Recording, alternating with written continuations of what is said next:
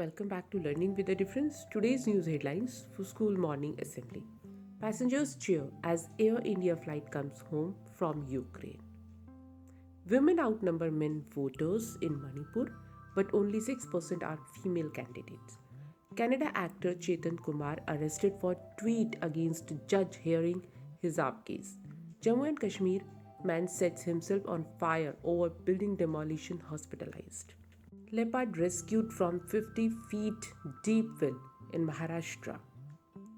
Mumbai rule of local trains only for fully vaccinated declared illegal. And now some international news. Doesn't make sense to talk. US Secretary of State cancels meeting with Russian counterpart. Invasion of Ukraine unacceptable. Canada imposes sanctions on Russia. Most beautiful building on earth, Museum of Future opens in Dubai. No Russian financial institution safe if invasion of Ukraine proceeds, US warns. US will supply more defensive weapons to Ukraine against Russia. Joe Biden. And now some sports news. UAE Ireland qualify for ICC T20 World Cup. You have been a legendary captain. Yuvraj Singh pens heartfelt letter to Virat Kohli.